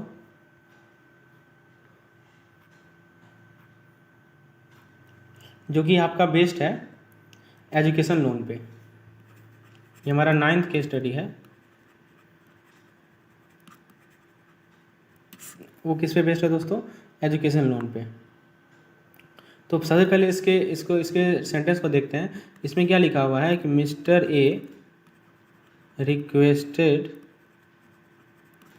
for loan amount of ₹12 lakh in XYZ bank. तो XYZ बैंक में मिस्टर ए ने रिक्वेस्ट किया 12 लाख का लोन, ठीक है। और कुछ इन्फॉर्मेशन उनसे मिला, जैसे हॉस्टल फ़ी मिला, ध्यान से देखिएगा, हॉस्टल फ़ी है 60,000 रुपया। उसके बाद ट्यूशन फ़ी है 8 लाख रुपया। उसके बाद कॉशन डिपॉजिट है 50,000 रुपया, ठीक है। ये सब डाटा उसके स्कूल ने दिया कि ये सब उसे फ़ी पे करना पड़ेगा। उसके बाद दोस्तों कॉस्ट ऑफ कंप्यूटर वो है हमारा 50,000 रुपया। परचेज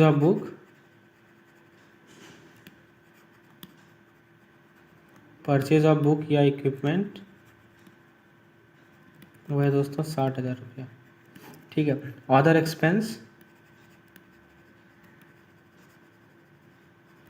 अदर एक्सपेंस जैसे कि स्टडी टूर हो गया, ठीक है, ये है दोस्तों 5,000 रुपया, सॉरी 75,000 रुपया, ठीक है। तो ये डाटा हमें दिया गया है, इसको मैं स्क्रीनशॉट ले लेता हूँ और फिर इसके बेसिस पे हम लोग कुछ क्वेश्चन को करते हैं। चलिए, अब now let us do some questions which is based on this case study. आप भी चाहे तो स्क्रीनशॉट ले सकते हैं। पहला क्वेश्चन देखते हैं, क्वेश्चन नंबर 1। क्वेश्चन में पूछा गया है कि how much tuition fee is eligible for loan. How much tuition fee eligible for loan. तो लोन के लिए कितना ट्यूशन फी एलिजिबल है। तो दोस्तों लोन के लिए क्या है, लोन के लिए फुल अमाउंट एलिजिबल है, ठीक है, फुल अमाउंट तो 8 लाख रुपया, ठीक है। चलिए, उसके बाद क्वेश्चन नंबर 2 है कि how much hostel fee, how much hostel fee eligible for loan. तो हॉस्टल फ़ी कितना एलिजिबल है लोन के लिए? तो दोस्तों हॉस्टल फ़ी भी जो आपका पूरा का पूरा मेंशन अमाउंट है वो एलिजिबल है 60,000 रुपया। तीसरा है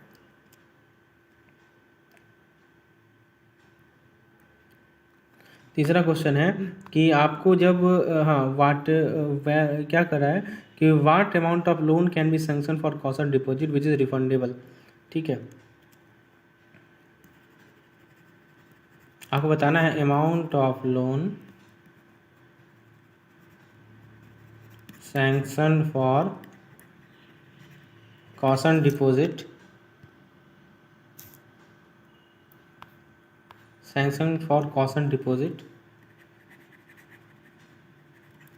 which is refundable।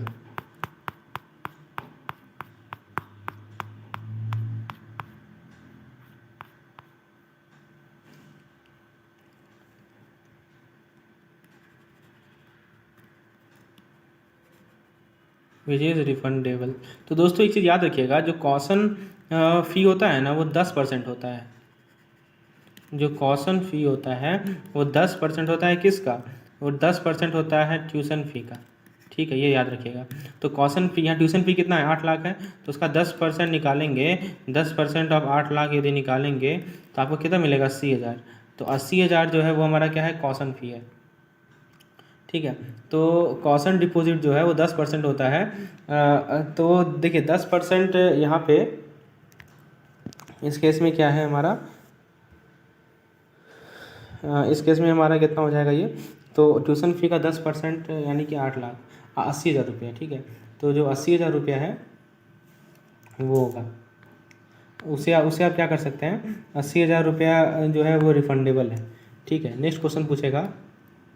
Next question हम लोग नेक्स्ट पेज अगले अगले स्लाइड में देखते हैं। चौथा नंबर क्वेश्चन से पूछेगा कि हाउ मच अमाउंट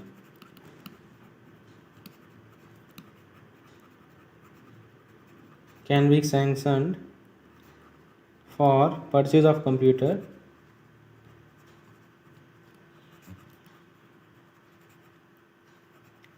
परचेज के लिए या बुक परचेज के लिए, ठीक है, एंड अदर एक्सपेंस के लिए कितना लोन सैंक्शन कर सकते हैं। ठीक है, तो इसका नियम पहले समझिए। इसका नियम क्या है कि इसमें देखिए यदि आपको कंप्यूटर परचेज करना है, बुक परचेज करना है, ठीक है, तो वो 20% होता है ट्यूशन फ़ी का। ठीक है, उसका नियम क्या है कि वो क्या होता है, वो कितना होता है? 20%। ठीक है, ये नियम याद रखिएगा। जो कंप्यूटर है, बुक्स है, ड्रेस है, मिसलेनियस एक्सपेंस है, ठीक है, देखिए बुक, कंप्यूटर, ड्रेस और जितने भी मिसलेनियस एक्सपेंसेस हैं वो कितने होते हैं? 20% किसके? ट्यूशन फ़ी के। ये नियम आपको याद रखना है। ठीक है, तभी आप इस क्वेश्चन को सॉल्व कर पाएंगे। आप ज़रा इस क्वेश्चन में आ जाइए। आपको ट्यूशन फ़ी कितना है? 8 लाख है, उसका 20% निकालिए। 20% कितना होगा 8 लाख का? 8 लाख का 20% होगा 1,60,000 होगा ना। ठीक है, तो जो भी कम होगा, whichever is less you have to take. ठीक है, अब देखिए विच एवर इज लेस का क्या मतलब हुआ, समझिए। ये तो आपका 1,60,000 आया 20% से। अब जरा यहाँ देखिए, यहाँ कैलकुलेट कीजिए। यहाँ पे देखिए आपका कौन कौन सा कंपोनेंट है इसमें। तो आपका है कंप्यूटर का कॉस्ट कितना है? 50,000 रुपया। ठीक है, उसके बाद बुक और इक्विपमेंट का कॉस्ट कितना है? 60,000 रुपया। ठीक है, और उसके बाद अदर एक्सपेंस कितना है? तीन तीनों को जोड़िए, 50,000 जोड़ ले लीजिए प्लस 60,000 ले लीजिए और क्या ले लीजिए? 7,75,000 ले लीजिए। तीनों को जोड़िए तो कितना होगा? तो तीनों को जोड़िएगा तो मिलेगा 1,85,000। अब आप 1,85,000 देखिए यहाँ पे, और यहाँ पे देखिए आप 1,60,000। ठीक है, यहाँ पे कितना आ रहा है? 1,60,000 लिखे हैं, 1,85,000 लिखे। और ये कौन सा मिनिमम है? ये लोअर है ना, तो जो लोअर होगा उतना ही बैंक सैंक्शन करेगी। ठीक है, इसके पहले वाला क्वेश्चन जो था उसमें क्या पूछा था? उसमें पूछा था कि कितना आपका वो क्या बोलते हैं, कॉशन डिपॉजिट। तो कॉशन डिपॉजिट मैंने कितना बताया था? 10% बताया था ना, तभी ना 10% बताया था, तो 80,000 रुपया आया था। तो ये 80,000 आप देखिए यहाँ पे, और यहाँ पे कॉशन डिपॉजिट कितना है? 50,000। ठीक है, तो ये ध्यान रखना है कि ये रिफंडेबल है। ठीक है, 10% वो जो होता है रिफंडेबल होता है। ये समझ में आया कॉन्सेप्ट कि जो मिनिमम होगा वही लेंगे, 1,85,000 नहीं लेंगे। ठीक है, लेंगे कितना? 1,60,000, जो कि 20% का कैप रखा गया है इस चीज़ पे। बुक्स हुआ, कंप्यूटर हुआ, ड्रेस हुआ, मिसलेनियस एक्सपेंस हुआ उस केस में। ठीक है, अच्छा, उसके बाद क्वेश्चन ये पूछ सकता है, as per given information maximum amount that can be sanction to student. Maximum amount sanction to student. ठीक है, तो वो कितना हो जाएगा बताइए? वो हो जाएगा tuition fee plus hostel fee plus caution deposit, यही होगा ना? ठीक है। अच्छा, मार्जिन कितना चाहिए, ये भी इंपॉर्टेंट है। छठवां क्वेश्चन ये पूछेगा, 6 नंबर क्वेश्चन ये पूछेगा कि margin is equal to question mark. तो दोस्तों याद रखिएगा, मार्जिन मनी यदि 4 लाख से कम है तो नील, तो नहीं चाहिए, और यदि 4 लाख से ज़्यादा है तो उस केस में इंडिया में यदि लोन इंडिया में पढ़ाई के लिए लेना है तो 5% है, और अब्रोड के लिए है 15%। ठीक है, तो यहाँ पे भारत में पढ़ाई हो रहा है। तो दोस्तों आप ये जो है मार्जिन मनी जो लेंगे वो किस पे लेंगे? वो सब पे लेंगे। ठीक है, तो दोस्तों ट्यूशन फ़ी कितना है? तो ट्यूशन फ़ी कितना है बताइए? Tuition fee 8 lakh. ठीक है, उसके बाद आपका हॉस्टल फ़ी कितना है? हॉस्टल फ़ी है दोस्तों आपका हॉस्टल फ़ी कितना है? 60,000 है ना? देखिए हॉस्टल फ़ी कितना है? हॉस्टल फ़ी है 60,000। ठीक है, 60,000। और कॉशन डिपॉजिट, तो कॉशन डिपॉजिट है दोस्तों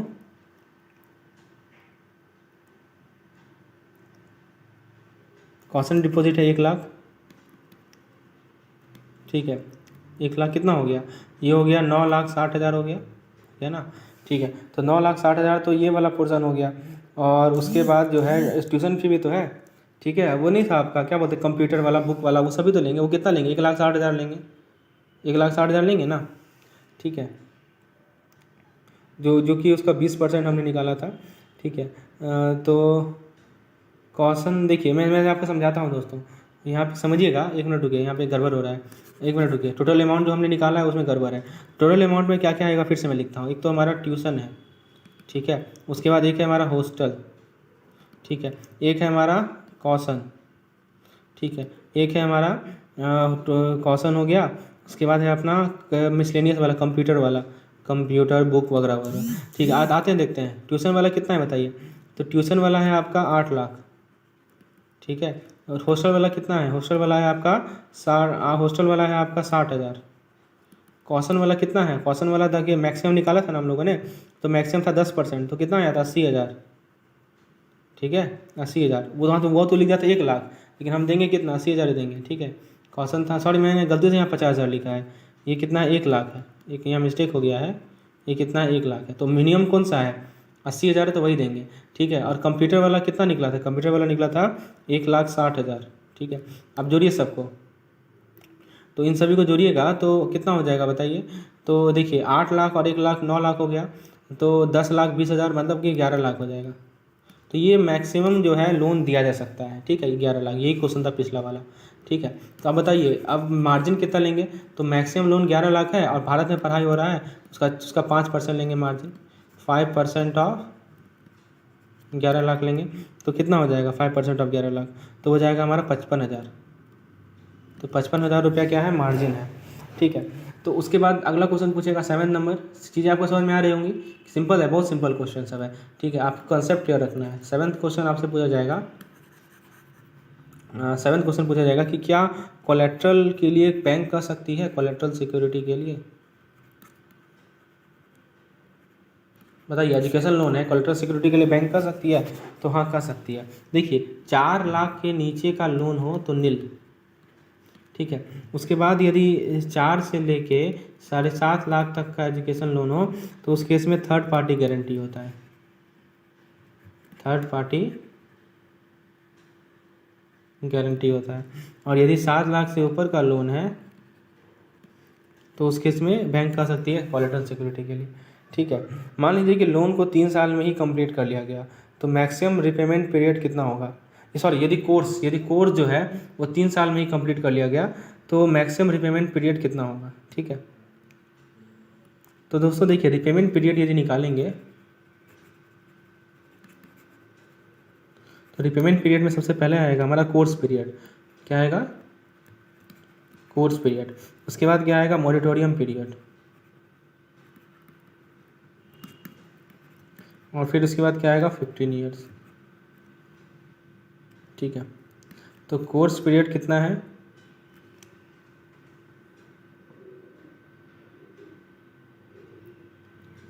तो दोस्तों कोर्स पीरियड है हमारा 3 year plus moratorium period 1 year plus 15 year, तो ये हो जाएगा कितना 19 ईयर मैक्स, ये मैक्सिमम रिपेमेंट पीरियड। ठीक है, चलिए तो ये था हमारा एजुकेशन लोन पे बेस्ड केस स्टडी, ये 9th नंबर केस स्टडी था। हम लोग 10th नंबर केस स्टडी पे आते हैं। 10th नंबर केस स्टडी हम लोग डिस्कस करते हैं दोस्तों रिवर्स मॉर्टगेज लोन पे। ठीक है, किस पे डिस्कस करते हैं? रिवर्स मॉर्टगेज लोन पे।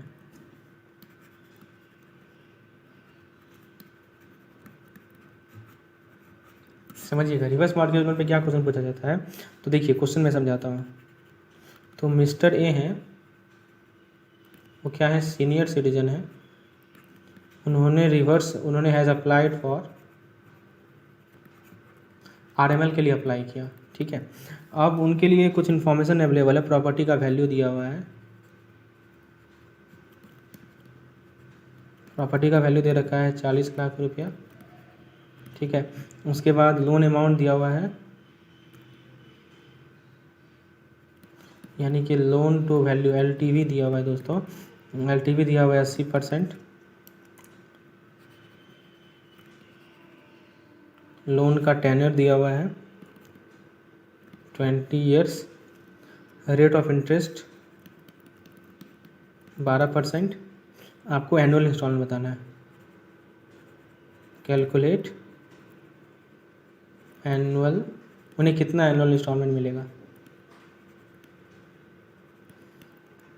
मंथली, और मंथली ही बताना है। ठीक है, तो चलिए, तो ये क्वेश्चन है, इसका मैं स्क्रीनशॉट ले लेता हूँ। कंसिडर में प्रॉपर्टी का वैल्यू है 40 लाख का प्रॉपर्टी है। ठीक है, उसके बाद लोन का अमाउंट है LTV, loan to value ratio 80% है, रेट ऑफ इंटरेस्ट 12% है। ठीक है, और फिर उसके बाद आपको ये बताना है। चलिए दोस्तों, इसमें हम कोई कंसेप्ट समझते हैं। तो हमें प्रेजेंट वैल्यू दिया हुआ है कितना, 40 लाख, ये प्रेजेंट वैल्यू है ना, आज के डेट में जो वैल्यू है। फिर LTV कितना दिया हुआ है, LTV दिया हुआ है 80%, इसको हम लोग 0.8 कर सकते हैं। ठीक है, टेनर कितना दिया हुआ है, N दिया हुआ है दोस्तों। हम लोग को चूँकि मंथली में कैलकुलेट करना है इक्वेटेड मंथली इंस्टॉलमेंट, तो एनुअल फी निकाल लेंगे बाद में, तो 12 से गुना कर देते हैं, तो हो जाएगा मेरा 240 N। और दोस्तों रेट कितना हो जाएगा, रेट 12% पर एनम है, तो पर मंथ निकालने के लिए क्या करना पड़ेगा, 12 से डिवाइड करना पड़ेगा, तो 1% हो जाएगा। ठीक है, चलिए अब दोस्तों मैं आपको फॉर्मूला बताता हूँ कि मंथली इंस्टॉलमेंट निकालने का फॉर्मूला आपको पता ही है, EMI निकालने का फॉर्मूला हम लोगों ने पहले निकाला है। तो मंथली इंस्टॉलमेंट निकालने का फॉर्मूला है PV into LTV into R upon 1 + R whole to the power N - 1। ठीक है, ये फॉर्मूला है। तो PV कितना है हमारा, PV है दोस्तों, ठीक है। तो हाँ, तो PV इस बेसिस पे आप क्या कर सकते हैं, मंथली इंस्टॉलमेंट निकाल सकते हैं। PV 40 लाख लिखिए, LTV ये लिखिए, तो आपको क्या मिल जाएगा, आंसर मिल जाएगा। दोस्तों इसमें एक चीज़ याद रखिएगा कि हस्बैंड 60+ होना चाहिए, और जो टैक्स बेनिफिट होता है वो मिलता है सेक्शन 1043 IT एक्ट में। ठीक है, तो ये तो चीज़ ध्यान रखना है आपको। ठीक है, क्या टैक्स बेनिफिट किस में मिलता है और क्या मिलता है। उसके बाद जो नेक्स्ट केस स्टडी है, हमारा 10th केस स्टडी था। रिवर्स मॉर्टगेज में यही क्वेश्चन पूछता है, बाकी ज़्यादा कुछ है नहीं इसमें। ठीक है, नेक्स्ट केस स्टडी हम लोग डिस्कस करते हैं दोस्तों होम लोन पे। ठीक है, तो हमारा ये 11th नंबर केस स्टडी है, किस पे है, होम लोन पे।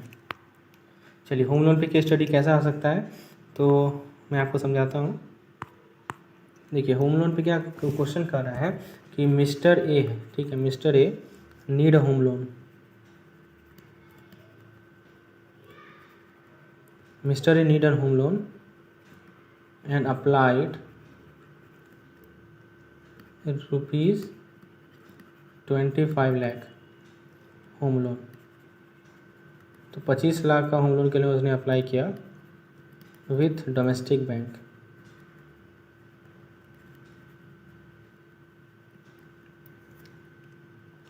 और बैंक ने क्या किया, सैंक्शन कर दिया, बैंक ने क्या किया, सैंक्शन कर दिया 25 लाख का लोन।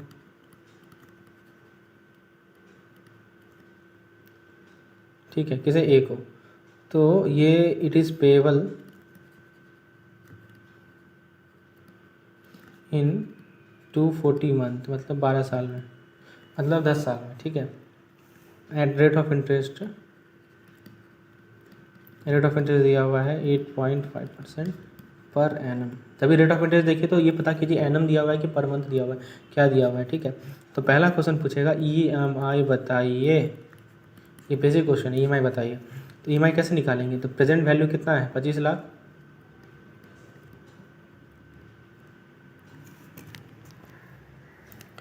ये हमारा 25 लाख है, ठीक है। सॉरी, ये प्रेजेंट वैल्यू नहीं है दोस्तों, EMI जो है हमारा ये जो P है, जो 25 लाख का लोन उसने के लिए अप्लाई किया है, ये प्रिंसिपल है हमारा, ठीक है। EMI के लिए प्रिंसिपल है। रेट ऑफ इंटरेस्ट जो है, क्योंकि EMI निकालना है तो हमें पर मंथ में कन्वर्ट करना पड़ेगा, तो क्या करेंगे हम लोग 12 से भागा दे देंगे, तो मिल जाएगा 0.7083, ठीक है। परसेंटेज में है, इसको वैल्यू में करने के लिए 0.007083।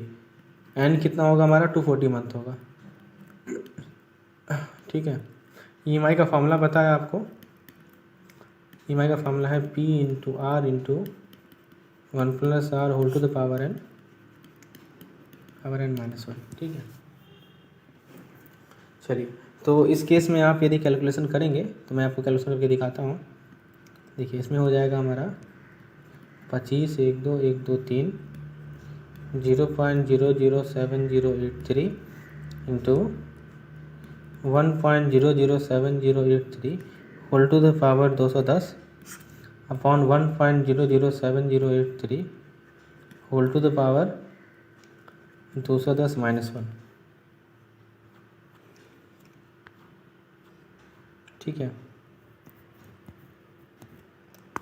तो इसका वैल्यू जो आपको मिलेगा, जो आप इसे कैलकुलेशन करेंगे तो मिल जाएगा 21,695, ठीक है, ये आपका वैल्यू मिलेगा। चलिए, तो ये डाटा तो आपको मैं इसका स्क्रीनशॉट ले लेता हूँ क्योंकि आगे काम आएगा। इसके बेसिस पे नेक्स्ट क्वेश्चन को देखते हैं। आपको EMI का फॉर्मूला याद करके जाना है क्योंकि काफ़ी इंपॉर्टेंट फॉर्मूला है EMI का। उसके बाद दोस्तों नेक्स्ट क्वेश्चन जो इससे पूछा जाता है वो ये है कि how much interest will be paid.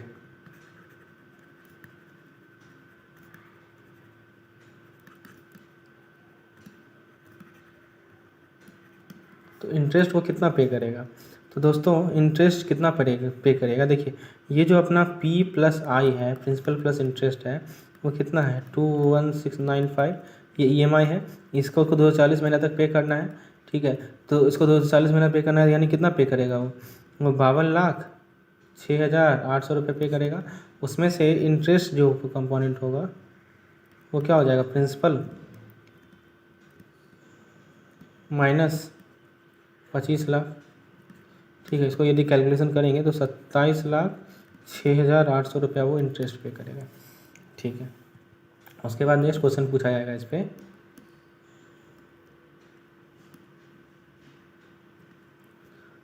Next question पूछा जाएगा दोस्तों क्या आपसे कि आउटस्टैंडिंग बैलेंस कितना होगा after 5 year. Outstanding balance after 5 years, ठीक है। और ये देखना है आपको, ये ध्यान रखना है कि EMI कंटिन्यूसली पेमेंट हुआ है, on continuous payment of EMI। देखिए बहुत सिंपल क्वेश्चन है, तो कैसे निकालिएगा बताइए आउटस्टैंडिंग अमाउंट। देखिए समझिए, इससे बहुत अच्छा क्वेश्चन है दोस्तों। सबसे पहले आप क्या कीजिए, इस फ्यूचर वैल्यू निकालिए। फ्यूचर वैल्यू निकाल सकते हैं, ये बेसिकली एक तरह का एन्युटी तो है। तो एन्युटी का फ्यूचर वैल्यू कैसे निकालते हैं, एन्युटी का फ्यूचर वैल्यू निकालते हैं दोस्तों present value into 1 + r whole to the power n, ठीक है। तो देखिए यहाँ पे अपना प्रेजेंट वैल्यू कितना लेना है, 25 लाख का लोन लेना है, ठीक है। 25 लाख, क्योंकि इसका वैल्यू भी तो बढ़ेगा, ये 25 लाख का भी तो वैल्यू बढ़ेगा, वो भी तो आपको देखना है, ठीक है। तो दोस्तों देखिए 25 लाख होगा और r कितना है 0.007083 होल टू द पावर 60, क्योंकि n यहाँ पे 5 साल है तो ये हो जाएगा। इसको कैलकुलेशन यदि आप करेंगे तो ये मिल जाएगा 38,17,500, ठीक है। अच्छा, एक तरह का ऑर्डिनरी एन्युटी है, तो ये तो प्रेजेंट वैल्यू का हम लोगों ने फ्यूचर वैल्यू निकाला। अब यदि ऑर्डिनरी एन्युटी का यदि हम लोग फ्यूचर वैल्यू निकालेंगे तो उसका फॉर्मूला आपको पता है A/R 1 + r whole to the power n -1। तो तो ये कितना है हमारा एन्युटी, हम लोग कितना दे रहे हैं पर मंथ, हम लोग ये इंटरेस्ट कितना दे रहे हैं 21,695। आर कितना है हमारा 0.007083 और 1 प्लस ये हो जाएगा 0.007083। एन कितना है हमारा 60-1, तो ये मिल जाएगा आपको 16,14,183। ठीक है, मतलब इतना इतना एन्युटी का पेमेंट हो चुका होगा, इसका फ्यूचर वैल्यू आपको मिला इतना उस वक्त तक। तो दोस्तों आउटस्टैंडिंग बैलेंस जो होगा वो कितना हो जाएगा, इधरों को सब्ट्रैक्ट कर लीजिए। 38,17,500 माइनस 16,14,183, यानी कि 2,20,331। ठीक है, ये होगा आउटस्टैंडिंग। चलिए उसके बाद दोस्तों नेक्स्ट क्वेश्चन को देखते हैं। नेक्स्ट क्वेश्चन क्या कर रहा है कि लोन मान लीजिए यदि बैंक ने रेट ऑफ इंटरेस्ट को बढ़ा दिया, समझने का प्रयास कीजिएगा। ये bank increase rate of interest from 8.5% to 9% after 5 year. 5 साल के बाद बैंक ने 809, तो EMI कितना पे करना पड़ेगा ना, EMI टू बी पेड ना, अब कितना EMI पे करना पड़ेगा बताइए, कितना EMI पे करना पड़ेगा। देखिए दोस्तों, तो आप बताइए प्रेजेंट वैल्यू 5 ईयर के बाद कितना निकला, प्रेजेंट वैल्यू आफ्टर 5 ईयर, ये हमने निकाला ना अभी। ठीक है, ये हमने कितना निकाला, ये निकाला 2,20,317 या 313। और रेट ऑफ इंटरेस्ट जो आप कितना हो गया 9% हो गया, तो 9% रेट ऑफ इंटरेस्ट हो गया, तो यानी 0.075 पर मंथ। इसको निकालिएगा ना पर मंथ तो आपको नहीं आ जाएगा। और एन कितना बचा आपका 240 टोटल था, उसमें से 60 महीना खत्म तो 180 बचा, एन बचा। तो आप न्यू EMI का फॉर्मूला अप्लाई कर लीजिए। EMI का फॉर्मूला क्या होता है, P into R into 1 plus R whole to the power n upon 1 plus R whole to the power n minus 1। ठीक है, तो दोस्तों इसको कैलकुलेशन करेंगे तो आपका आंसर आ जाएगा। तो इस प्रकार से हम लोग कैसे, यदि रेट ऑफ इंटरेस्ट चेंज होता है तो कैसे डील करते हैं, ऐसे डील करते हैं हम लोगों ने। चलिए उसके बाद दोस्तों नेक्स्ट क्वेश्चन पूछा जा रहा है, समझिएगा ये बहुत अच्छा क्वेश्चन है, समझिएगा ये काफ़ी इंपॉर्टेंट क्वेश्चन है। If house hold income of mister A is 8 lakh and carpet area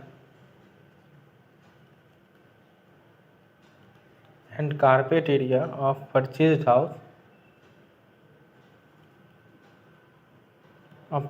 house is 150 square meter and Mr. A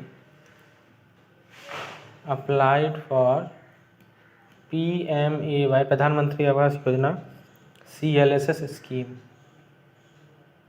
ठीक है, तो in which of the following group he will fail, तो दोस्तों वो किस ग्रुप में fail करेगा, आपको पता है ना कि वो ग्रुप का जो क्लासिफिकेशन है वो मैं आपको बता देता हूँ दोस्तों, वो इम्पोर्टेंट है। ठीक है, क्वेश्चन समझ में है, उसका हाउस होल्ड इनकम है 8 लाख और कार्पेट एरिया है 150। ठीक है, तो वो किस ग्रुप में फेल करेगा, मैं आपको ग्रुप जो 4 ग्रुप है उसको मैं समराइज कर देता हूँ। यहाँ पे देखिए एक टेबल फॉर्मेट में समझा देता हूँ दोस्तों। ये देखिए एक टेबल है,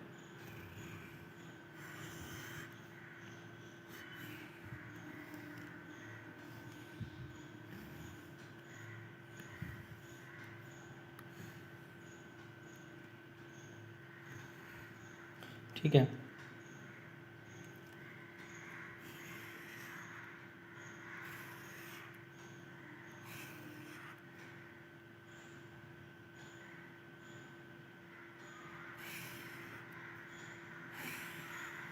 चलिए अब देखिए दोस्तों इसमें क्या है कि इसमें जो कैटेगरी है वो है पहला EWS, दूसरा है LIG, तीसरा है MIG1 और चौथा है MIG2। ठीक है, ये 4 कैटेगरी है। अब देखिए इनकम के बेसिस पे पहला बात करते हैं इनकम, तो इनकम जो है 3 लाख से कम हो। ठीक है, तो EWS यदि 3 से लेकर 6 लाख हो तो LIG, यदि 6 से लेकर 12 लाख हो तो MIG, और यदि 12 से लेकर 18 लाख हो तो MIG2 कहते हैं इसे। ठीक है, यदि हम कार्पेट एरिया की बात करें तो ये है दोस्तों 30 स्क्वायर मीटर, ये है दोस्तों 60 स्क्वायर मीटर, ये है 160 स्क्वायर मीटर और ये है 200 स्क्वायर मीटर। यदि सब्सिडी की बात करें, इंटरेस्ट रेट सब्सिडी की बात करें, तो इसमें है 6.5%, इसमें भी है 6.5%, इसमें है 4%, इसमें है 3%। ठीक है, तो सब्सिडी का अमाउंट की बात करें तो वो हो जाएगा दोस्तों आपका 2.67 लाख, 2.67 लाख, 2.35 लाख, 2.30 लाख। और लोन लिमिट की बात करें तो इसमें है 6 लाख, इसमें भी है 6 लाख, इसमें भी है, इसमें 9 लाख है, इसमें है 12 लाख। तो दोस्तों यहाँ जो ए की बात हो रही थी तो उसका इनकम है 8 लाख है ना। उसका इनकम कितना है 8 लाख। तो देखने से लग रहा है कि इनका इनकम बेसिस पे MIG 1 में आ रहा है और कारपेट एरिया है 150, ठीक है, तो 160 है, ठीक है, तो इसी रेंज में आएगा। तो वो जो है किस ग्रुप में बिलोंग कर रहा है, वो MIG 1 में बिलोंग कर रहा है, ठीक है, ये आंसर होगा। तो ये ध्यान रखिएगा, ये जो चार्ट है काफ़ी इंपॉर्टेंट चार्ट है, ठीक है। तो होम लोन से जो भी पॉसिबल क्वेश्चन थे मैंने आपको समझा दिए, ये सब क्वेश्चन आपके होम लोन से बन सकते हैं। तो ये था हमारा 11वां नंबर। हम लोग अब 12th नंबर की स्टडी पे आते हैं।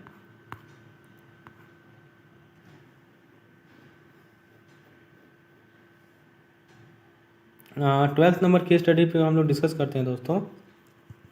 12th नंबर की स्टडी में एक क्वेश्चन मैंने रिवर्स मॉर्टगेज में फिर से बताता हूँ दोस्तों, क्योंकि वहाँ पे मैंने कैलकुलेशन नहीं किया था, तो मैं आपको कैलकुलेशन बताता हूँ। रिवर्स मॉर्टगेज में मैं देखिए एक केस लेते हैं। कोई सीनियर सिटीजन है, उसने रिवर्स मॉर्टगेज लोन के लिए अप्लाई किया, उसके प्रॉपर्टी का